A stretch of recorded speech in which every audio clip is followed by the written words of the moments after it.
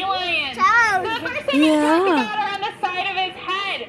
So you guys see these funny little things sticking out? They kind of look like Tootsie Rolls.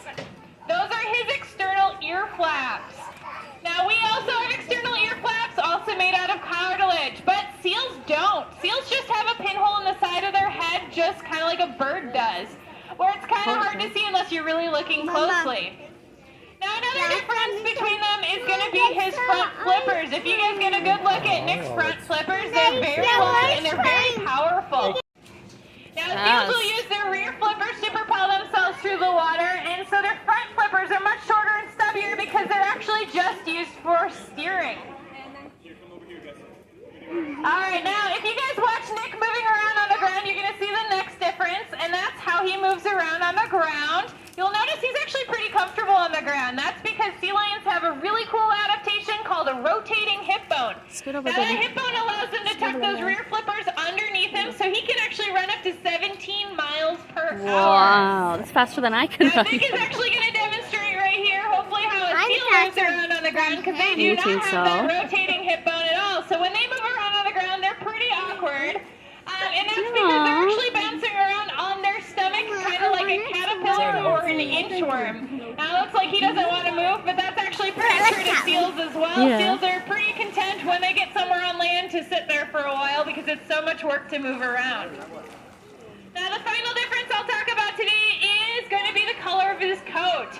If you guys look at Nick, he's pretty much one solid color over his entire body. He doesn't have any spots or stripes on him. But if you're looking at seal species, a number of them do have patterns. So they may be striped, they may be spotted. Most of the more common seals that live in North America are going to be spotted. So that's a pretty easy way to tell them from a distance. How do we get over there? Alright, now you guys may notice that Alyssa's been doing a lot of training with Nick, and that's really, really important for him. It's a big part of his care. So we do training for three main reasons for these guys. One, mental stimulation. It's actually really good for them to constantly learn new things. And Nick's actually demonstrating another one, exercise. So we can make sure they're doing both low and high energy behaviors to make sure he gets plenty of exercise by moving those flippers at top speeds, which is really good. Now back to mental stimulation really quickly. It's really important for him. Now Nick actually knows over 50 behaviors, and some of them he's actually invented all by himself. So some of the vocals you'll hear him do are things that he's made up, and we said that's really cool, and we just started feeding him for it so that he would start offering it when we asked, which is pretty cool.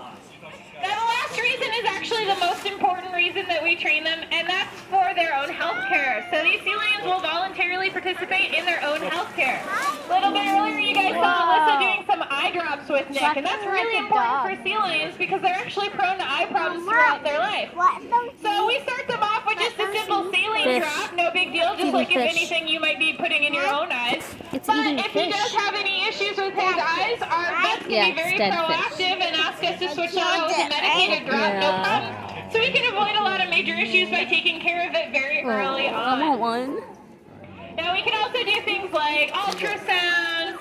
We can do things like draw their blood to check on their health. We can even give them vaccinations voluntarily as well. And the training that we do is through choice and control. So we use positive reinforcement. That basically means that when Nick does something really, really good, we're going to give him a big, tasty fish in return. Now you guys may be thinking, man, he's eaten a lot of fish here today. And you would be right, but you're actually just seeing a small portion of his diet. Nick can actually eat anywhere between 20 and 40 pounds of fish every single day all by himself.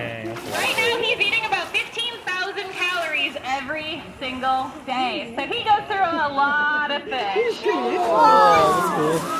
Missed it. Well, guys, I hope you had so much time meeting Nick here today, and I hope you guys enjoy the rest of your day here at Denver Zoo. Goodbye, everybody. Thank you.